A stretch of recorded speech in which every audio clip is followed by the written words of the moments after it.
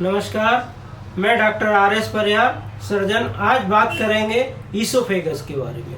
Oesophagus क्रिकोफेरेंस से pharynx के यहाँ से लेके स्टोमक के अपर एंड कार्डियक एंड तक रहता है। हम जो भी खाते हैं या पीते हैं वो इसी नली के द्वारा जाता है। तो इसकी खाने पीने में और हमारे स्वास्थ्य में बहुत महत्वपूर्ण भूमिका है। इसके स्वास्थ्य और इसकी बीमारी के बारे में बात करेंगे। कई लोगों में बहुत फोर्सफुल वॉमिटिंग होती है या क्लोज ग्लोटिक्स के साथ वॉमिट, तो उस समय ये परफोरेशन इसमें हो जाता है और परफोरेशन होता है तो उस समय बहुत दर्द होता है। रेट्रोस्टर्नल नीचे की तरफ हवा भी क्रेप्टस जैसे आने लगते हैं, एम्फाइसीमा बन जाता है और सांस लेने में कई बार दिक्कत होने लगती है। उस कंडीशन में यदि मरीज की स्थिति स्टेबल है, मतलब सामान्य जैसी है, तो फिर हम उसमें कंजर्वेटिव ट्रीटमेंट करते हैं। यदि उसमें अनस्टेबल है, शॉक में जा रहा है, तो फिर हम उसको उस अनुसार अलग ट्रीटमेंट करते हैं। तो ये परफोरेशन में करते हैं। वैसे परफोरेशन कई बार एंडोस्कोपी में भी होते हैं, लेकिन बहुत कम पाए गए हैं। यदि ये पाए गए तो फिर उसके अनुसार उसका ट्रीटमेंट किया जाता है।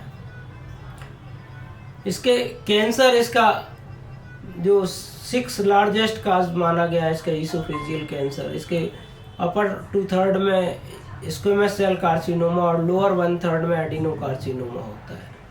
तो इन कैंसर के कारणों में भी ये माना गया कि अल्कोहल और स्मोकिंग इसके बहुत बड़ा एक कारण बनता है। और गैस्ट्रोइसोफेजियल रिफ्लेक्स डिसीज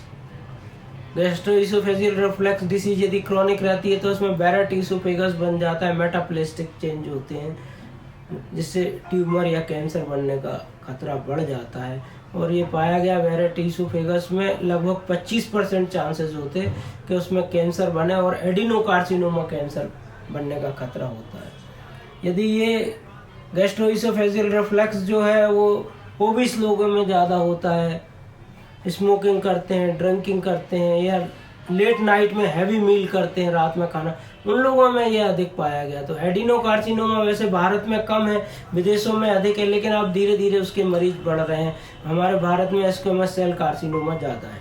तो इनके बारे में बात करेंगे। स्क्वेमस सेल कार्सिनोमा में रेडियोथेरेपी का भी परिणाम ठीक है। इसमें कीमोथेरेपी भी दे सकते हैं, रेडियोथेरेपी, और इसका ऑपरेशन भी कर सकते हैं। एडिनोकार्सिनोमा में रेडियोथेरेपी उतनी सक्सेस नहीं है, तो इसमें सर्जरी ही की जाती है। इसमें सर्जरी के 2-3 टाइप हैं, जिसमें ट्रांसआर्टरल ईसोफेगोटोमी कर सकते हैं, 2 स्टेज ईसो या 3 स्टेज ईसोफेगोटोमी कर सकते हैं, नेक में, थोरेक्स में और एब्डामिन में।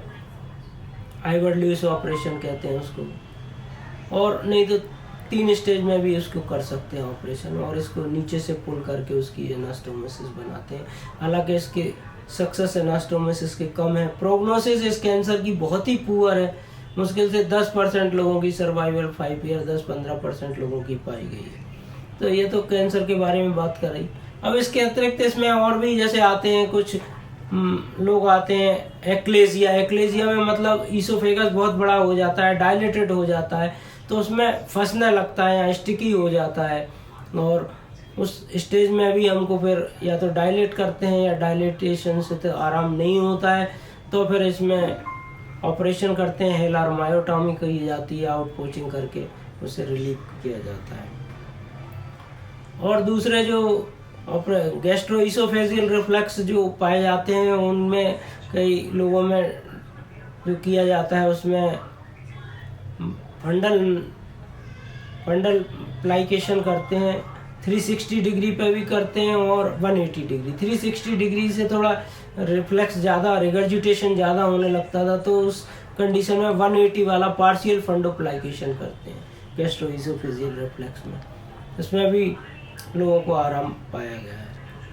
इसके अतिरिक्त गैस्ट्रोइसोफेजियल में मेडिकल ट्रीटमेंट भी करते हैं। मेडिकल ट्रीटमेंट से PPI और H2 एंटागोनिस्ट दिए जाते हैं 2 मंथ के लिए, 3 मंथ के, और उसमें गैस्ट्रोइसोफेजियल रिफ्लेक्स के बाद उसको एंडोस्कोपी की भी हम एडवाइस करते हैं कि कम से कम एवरी 2 ईयर 3 ईयर में एंडोस्कोपी कराए, जिससे उसमें कैंसर वाले चेंज तो नहीं हो रहा है। यदि ये चेंजेस हो रहे हैं तो उसको हम तत्काल पकड़ सकते हैं और उसका ट्रीटमेंट जल्दी कर सकते हैं। तो ये ईसोफेगस के बारे में हमने एक संक्षिप्त जानकारी दी। आशा है आज की जानकारी उपयोगी होगी। पसंद आई हो तो लाइक करें, सब्सक्राइब करें। थैंक यू, धन्यवाद।